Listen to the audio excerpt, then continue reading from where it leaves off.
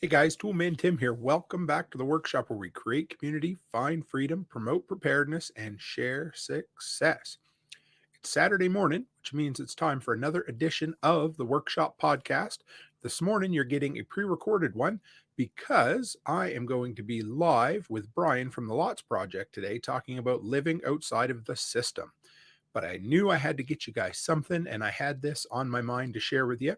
So, for the record, it's January 22nd, 2022. That's a lot of twos.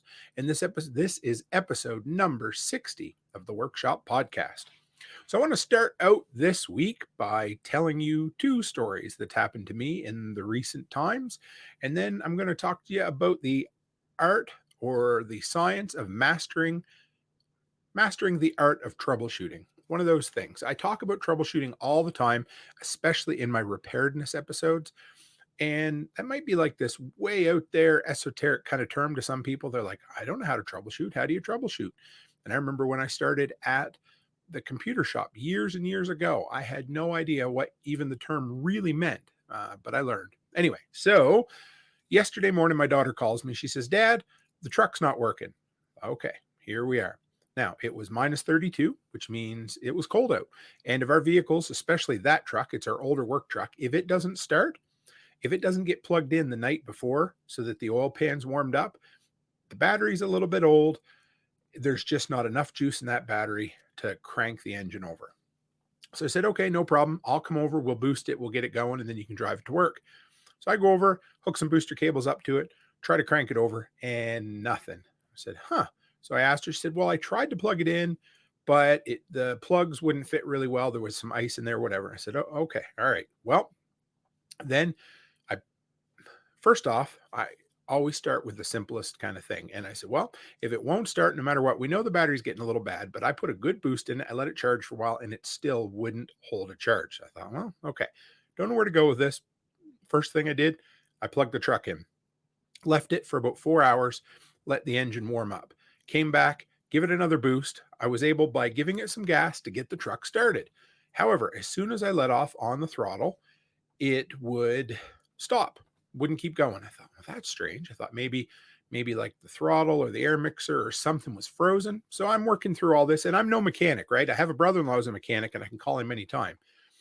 So I thought, well, something must be frozen. So I'll sit there and keep revving the engine up for a while till everything warms up and something should thaw out. Well, of course, that didn't happen. Okay, now what? Now we got a problem. Well, we'll let it warm up a little bit more. I didn't feel like sitting there, so I took a window scraper, a snow brush, and I jammed it between the seat and the gas pedal. So it just had it up about 1500 RPMs just to keep it revving a little bit. Warmed up the truck. Give it about a half an hour. Still nothing. I thought, okay. Well, I called my brother-in-law and I said, well, what do you think? He said, well, it could be, I think it was an air mix valve. He knows what he's talking about. He said, that very well could be, but he said, did you check the battery? And I said, well, everything's working, the blower's working and all that. And he goes, yeah, but just check the battery to make sure. So I sit down and I realize, all the electrical in the vehicle is only working when I'm hooked up to my truck with the booster cable. As soon as I unhook them, I've got nothing. So I turn everything off. Everything's warmed up. I figure, okay, if I'm putting a charge into this battery, if this battery's holding a charge, then there's got to be at least a little bit of juice in there to crank that truck over and start the truck up. Well, as soon as I turned everything off, the battery was still stone dead. So I figured it out. It was a bad battery. Battery was 4 years old, and what happens is the wires were a little bit loose, and so the battery wasn't getting a good charge ever. It ended up going stone dead and froze. And once a battery freezes, I would say it's 50-50 whether you can thaw it out and bring it back to life. I've had really good luck with it. Other people have not. So off to the store I went, got a new battery, and everything was good. Worked my way through. So there's a lot of lessons in that story to learn, and we'll talk about them. But story number two, my dumbass. About a week and a half ago, I was doing my inspections for my bank properties, and I have a big route that I take all the way up and back. It takes about 5 hours from start to finish. And the very last one that I normally stop into is way back on a grid road. It's about 20 kilometers. So I don't know, what's that, 12, 13 miles off the main drag, way back on a dirt road. There is one farm across the road. I never see anybody there, but I've never once met one car on that road ever. And I looked at the driveway. I've got a big four-wheel drive truck. They had plowed the road and made a big hard crust of snow right at the mouth of the driveway. I thought, well, you know what? If I ease myself up over it, I can get into the driveway and I'll be all good. Okay. And remember, the only thing this was saving me was like 50 steps. I could have parked on the road, walked in, checked on the house, and walked back out. It was, a foot of snow, but whatever. I had boots and I was geared up for it. So I eased myself up and over and boom, high and dry, stuck right there. Wouldn't matter what kind of tires I had because I wasn't moving. I was sitting, my tires were sitting in snow. I couldn't get them down to the ground. So my troubleshooting, first off, I got pissed off. Lots of people get pissed off. So when you have an issue like this that you need to troubleshoot, the first thing you're going to do is feel all the grumpiness. At least that's what I do. And I'm like, son of a bitch, what am I going to? And of course, I use much more colorful language than that. But then I was like, all right, well, don't let the panic set in. I mean, yeah, you can call a tow truck, but by the time you get a tow truck out here, it might be a couple hours or more. You've got the gear.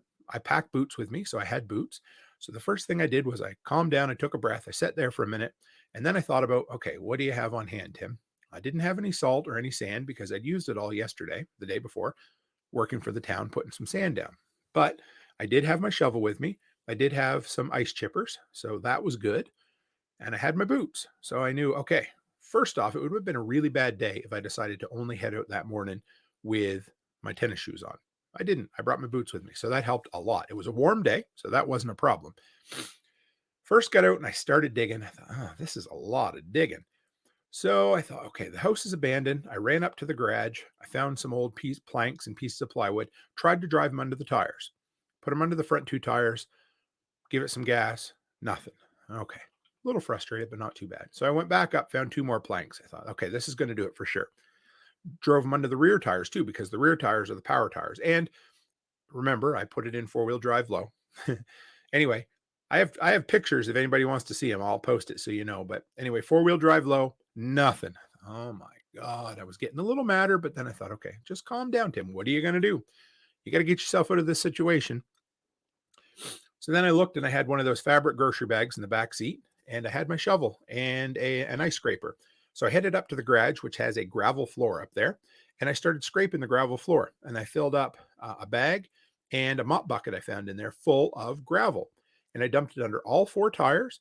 And then I kept digging and digging and digging and digging some more. And finally, I got the truck out all by myself, about a half an hour. Now, a few other things that crossed my mind while I was doing it was I had some ratchet straps with me, and there was a tree across the road, but it would have been quite a bit of work to try to build something that would pull me out or put some pressure on it. So that was an idea, but it was too elaborate. It didn't happen. But, my brain worked through it. So let's talk about this, guys. I talk about troubleshooting all the time. I'm no expert at troubleshooting, but I can promise you I have learned a metric shit ton about troubleshooting over the years, simply because I had no other choice. Desperation forces you, once your brain clears and the fog lets go, forces you to come up with solutions that you didn't always think of. The old timers, they didn't just run to town to pick up materials to build stuff. If they wanted to build a gate, they used hinges out of old car tires, or they cut down long skinny poles if they needed a long fence. And then they just put 2 cross pieces in there, and then you could slide the long logs in and out. It made a really good livestock gate. Super simple, cost them nothing. They wanted to build a fence. Well, they went and cut their own fence posts. They drove their own fence, that kind of stuff. So anyway, so when it comes down to it, and this is something not everybody's born with, but everybody can develop the idea of troubleshooting. And the best part about it is it doesn't just help you in home maintenance. It can help you in anything. It can help you in your business. It can help you in your job. It can help you with computers. It does not matter. Once you have the concept and your brain works for troubleshooting, the rest will take care of itself. So very first tip, and these aren't exactly in order, but I'm going to try to, is take a minute and let the panic pass, because normally troubleshooting means that you're in some trouble, right? Whether it's a clogged septic or you're hung up on a ice crust drift due to your own dumbass stupidity in the middle of nowhere. And so the first thing you think is, oh my God, nobody knows about me. Nobody knows who I am or where I am, what I can do, the whole works, right? So you panic. Your brain goes, ah. And then if you're like me, you're going to get pissed off. You're like, why the hell did this have to happen to me today? Of all days? Well, for starters, it's your own damn fault, but it isn't always your own fault. Most times it isn't your own fault. but take a minute, let the panic pass. That's important, okay? Give yourself a minute, 2 minutes, 5 minutes, whatever it takes to feel the feelings and move past it. Because at some point, you're going to realize that this anger, this stress, this anxiety is doing me no good. So I need to take it, channel it, and use it as motivation to fix whatever this problem is. So the first thing you do is it's okay to be pissed off. It's okay to be stressed out, but then move on, deal with it. So then from there, look at the simplest fix first. So, when customers would come in and they would say, "Oh, my computer, it's not working." And you're like, "Oh, well, it's probably the hard drive or the power supply or something." So you start tearing it out and replacing all kinds of parts when you really should have just plugged it into the wall and seen if it wasn't working, because maybe they weren't pushing the button right. Maybe there was a cut in the cord. Maybe the plug at home didn't work. And no matter what a customer tells you, even if they think they're right, they could be lying or just not what's the word for it? Not intentionally. They think they did something right, but they didn't. Check the simplest thing first. One time I spent an hour drilling out a lock to a bank property that we had to enter to secure.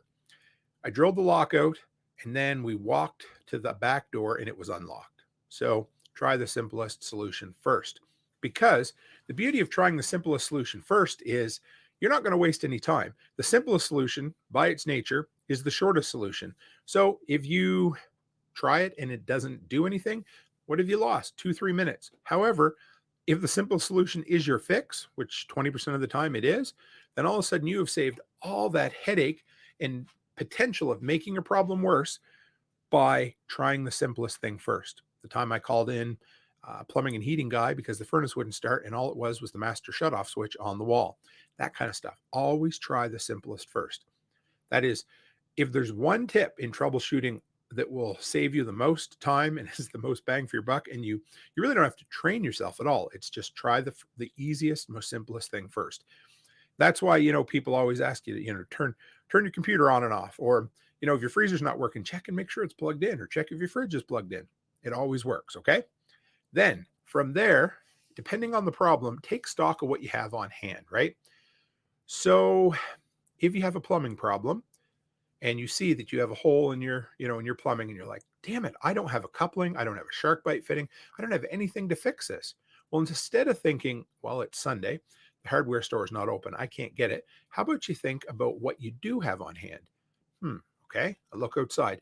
Maybe I have an old bicycle tire with a tire tube inside it. I can take it apart. I can cut out a nice square rubber patch that's big enough to double it up, and I have a couple of hose clamps. So for the weekend, what's going to get me through is I'm going to wrap that bicycle tire tube around the piece of copper pipe, and I'm going to cinch it down with 2 hose clamps. That's it. But just stop and think. Like when I was stuck in the middle of the woods, although we don't have woods in Alberta, but you know what I'm saying, back in the sticks. When I was stuck there, once I was done being pissed off, and of course, the next thing I tried was the simplest thing. I tried to back out. Well, that's not going to happen. I took stock. I knew I had my boots. I knew I had ratchet straps. I knew I had a shovel. I knew that I had ice scrapers and a bag to carry material in. That's what I knew I had. Plus, I have my emergency kit and that kind of stuff. But I took stock. And then, because once you look at what you have, then a lot of times the solution will jump right up at you, right? Because instead of focusing on the problem over there, and I see that hole in the pipe, because when you're looking at a problem, all you can normally see is the most common solution, and you're like, well, I don't have that. What am I going to do? So instead of doing that, walk away from the problem and look at all the potential solutions you have. Go out in your shop, walk around your garage, take stock of what you have in inventory, and eventually you're going to find something that'll work. It may work for a day, it may work for a week, it may work for a month. It doesn't matter, but take stock of what you have on hand. Okay. Now, here's the next one. And this is where us guys get in trouble sometimes, but it's don't be afraid to ask someone else's opinion. Because one thing that I've noticed in troubleshooting is once a person has invested so much time into fixing something, we can almost develop blinders. So you look at a problem and you're like, for instance, if all I thought was that battery needed to be charged, I could have sat there all day long trying to boost the truck, trying to jump the truck, and never got anywhere. But if I hadn't called my brother-in-law, and said, hey, what's going on here? And he mentions, why don't you check the battery? Because so often when we're a little grumpy or stressed out, or we're working really hard on a problem, we end up realizing, or we get blind to it. So you get into this mindset that this is the only solution. This has got to be the problem, but it isn't. But you can't see it because you've spent so much time on that problem. You figure that's the only solution there is. And so as soon as you bring someone else in, they're like, why didn't you try that? Why didn't you try X, Y, and Z? Oh, right. Well, I thought it was ABC, right? That kind of thing. Just saying. So absolutely don't be afraid. Well, and also know people that you can call. My brother-in-law is a mechanic, so I can call him. I've got an electrician that I can call. I have a plumber I can call. All of that. Know guys that have a Rolodex. What the hell's a Rolodex, Tim? What's that? What is this? 1965? And we're Mad Men in the advertising agency? No. But seriously, have a list of people you can call, and that goes for whether it's just an emergency on a weekend, or it's like a shit hit the fan emergency, all systems are down, there's no help anywhere. Well, you know what? You might have a neighbor who's pretty ingenious. Our buddy Ken Cornelius, who lives in the woods, he also has neighbors even, and he is an incredibly ingenious guy who comes up with solutions with scrounged up materials all the time. And that's the type of person you want to know. You're like, oh, okay, well, I know this guy. I'm going to call him and say, hey, what can I do? Or the other night when we were having our live stream for preparedness, and Brian mentioned use a pair of nylons or pantyhose as a makeshift belt. I was in the hardware store today, and the owner of the hardware store talked about doing that one time. I'd never heard it before in my life, and now I hear it twice from two different people. So have people ask for other people's input. That's a huge thing. Being humble enough to ask for other people's opinion and not just continuously beating your head against a problem, that's important. Now, here's another one as far as troubleshooting goes. Routine maintenance. And you might say, well, that's not troubleshooting. No, but two things. Number one, by doing routine maintenance, say like I like to use my gas furnace, for instance. If you take it apart, you clean it, you change out the filters, you inspect the belt, you inspect the motor, you inspect the pulley, you look at the igniter, you look at all that. Every time you do routine maintenance, your brain's looking at that. You might not even think about it, but you're learning the system. You're learning how it works. You're learning how it goes together.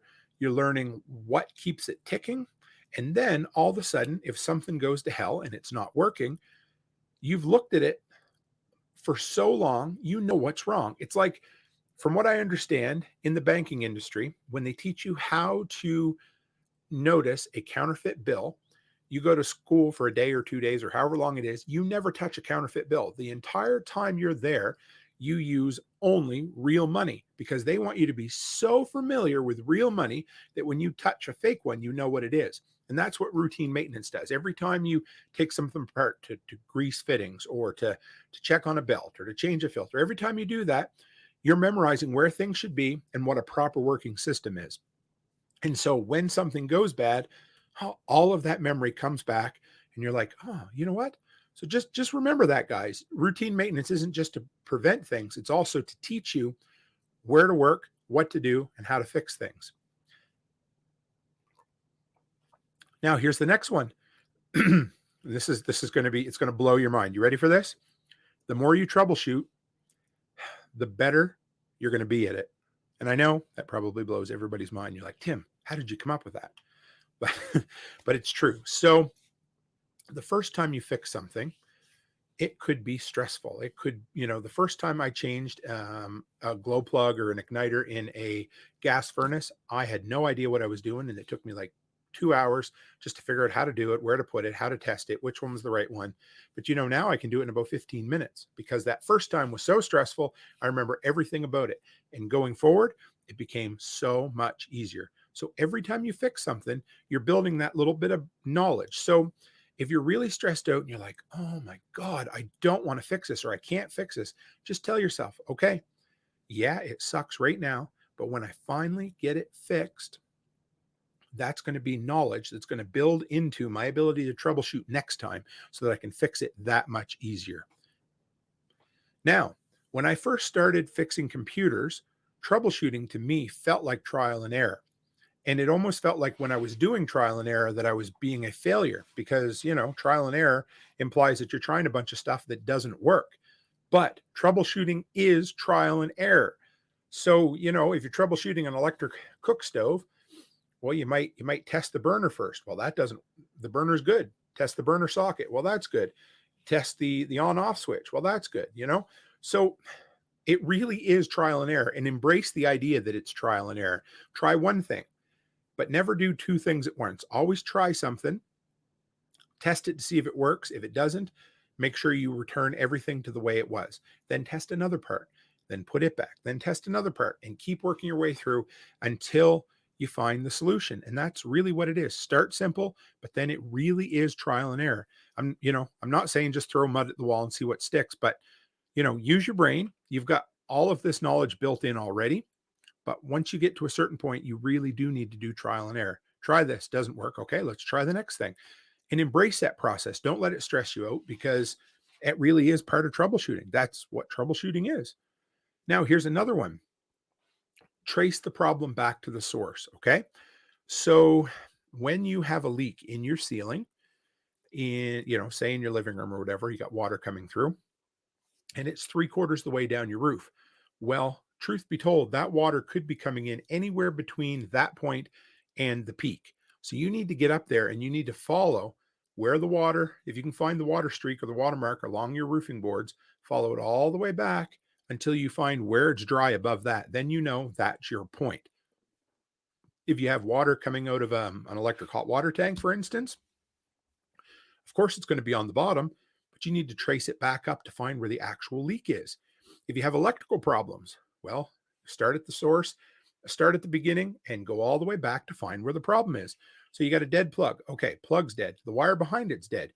Keep going. But a plug over here on that same circuit is open, or is working. So then you get down to it and you're like, oh, well, the last time I heard that pop, the wire off the plug that goes to the next plug popped off. And that's where it is. So work your way back. Start at the end, start at the bad result, and work your way back until you find where the problem is. I hope this helps. This is probably going to turn into maybe an entire episode of preparedness down the road. So hope we don't rehash too much of this. But anyway, it's really good. Build confidence, guys. Start small. So if you're brand new at this, your idea of troubleshooting might be just as simple as, checking the plug, checking the wire, checking the breaker. You're like, okay, checking the gas supply for the stove, that kind of stuff. And then you might call somebody in. But you know what I do? When I call somebody in, if I'm paying them to be there, without bugging them, I talk to them, I chat with them, I make small talk, and I ask questions, and I watch. And if they're stressed out, I just stand there and watch. And if they're jovial and carrying on, then I sit there and I ask them questions. And that's what I do. We talk, I ask questions, and I learn, so that the next time I might be able to take 2 more steps. I might have just built myself a whole bunch of confidence. And now, hey, I learned this, that, or the other thing. Like the one time that I called an electrician in for a breaker that didn't work. I flicked that breaker 10, 15, 20 times, the main breaker, and it would not come back on. And he come in, he goes, flick, flick, and it worked. And I said, what in the hell? He said, some of those old breakers, you have to flick off for the count of like 3 to 5 seconds, let it sit there, then flick it back on. He says, some of them are really slow to reset. Oh my God. And he's like, I'm not charging you for that. You're a good buddy, whatever. But he said, lesson learned, right? So I had egg on my face, but I had literally tried that breaker so many times and couldn't get it to work. And he just goes over, flicks it, 5 seconds later, flicks it back on, and you're good to go. And finally, the most important attribute or aspect to troubleshooting is to be persistent. Don't give up. And this was probably my biggest area of struggle in troubleshooting for so many years. I would just get to a point where I would try 2 or 3 things and I'd be like, well, that didn't work, and then throw it over in a pile. Whether it was an old weed whipper or an old lawnmower, I'd try the obvious things. If it worked, I'd pat myself on the back. And if it didn't, I'd just throw it over in the corner and forget about it because I got too frustrated. I give up on it. But when I worked in the oil patch and you're out on a well and, it's costing your company a couple $1,000s an hour to be sitting on that well with a rig, you're not allowed to give up. You have to be persistent. And this was something I learned when we would go down the well. There was a rod about 1 inch thick that would go all the way down and would break off. And we would go down with this big fishing tool. It looked like a Chinese finger trap. And we'd have to go down and it would sit on top the wire, and we'd have to spin it by hand. It was one of the hardest things I've ever done physically. And you'd try and you'd spin and you'd spin and you'd spin, and then all of a sudden it would drop down into place. You're like, oh, okay, cool. And then you'd go to pull up on it, and sometimes you could tell you had it, but if it was, broke really near the bottom, you couldn't tell there was any weight difference. So then you'd pull it up, you'd pull everything to the surface, take an hour to pull it up, and you didn't have it. You're like, son of a bitch. So then you change the teeth out. Anyway, and this could start at 10 o'clock, 9 o'clock, 5 o'clock in the morning, and you had to go until you were houred out at the end of the day. And I learned, for whatever reason, my brain tells me after I've worked on something for so long that it's time to just give up. My wife is so good at persistence, and I'm not. I know you might think I am, but I'm really not. It's an area that I've struggled with, but I've learned over the years. So I don't know how to teach someone persistence per se, but all I can tell you is almost every time that I've been just about ready to give up, if I kept going for another 10 to 20% of the time, I usually figured it out. It's usually when you're getting really close to giving up on something, that's when you finally figure it out. So, troubleshooting, persistence. If there's, one more thing I can give you, practice and learn persistence. That is so deadly important. So, I hope that helps, guys. If you have any other tips on troubleshooting, or if you have a completely different process that you use for troubleshooting, send it my way. I'd love to hear from you. Or actually, it'd be even better. I'd love to hear your stories of the day that your personal shit hit the fan and you had to fix something and you had to troubleshoot it and you figured it out on your own with whatever material you had on hand. That's what I want to hear. So share your stories with me. Put them in the comments, send them through email, therealtimcook@gmail.com. Put them, or over on social. We got MeWe, we got Facebook, we have Instagram, we have Float, Odyssey, any of those. Put it out there, and I want to hear about it. Okay, guys. Anyway, that's it for me this week. If you want to follow me, if you're new, toolmantim.co. Next live show will be tomorrow night. If you're listening to this on Saturday, be Sunday, January the 23rd, I want to say. And it'll be 7 p.m. Mountain Time. And I've got an extra special guest. It's so cool.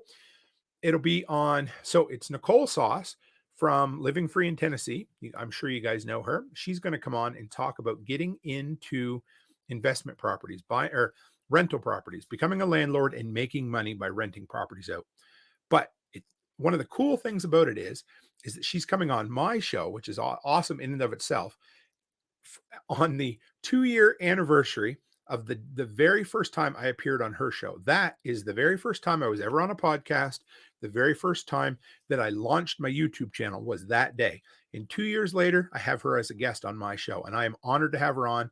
And it's so much fun to recognize dates, celebrate dates, and celebrate milestones, guys. So she'll be on. So drop by tomorrow night. It'll be awesome. Anyway, guys, that's it for me this week. As always, stay happy, stay healthy, and have a great week.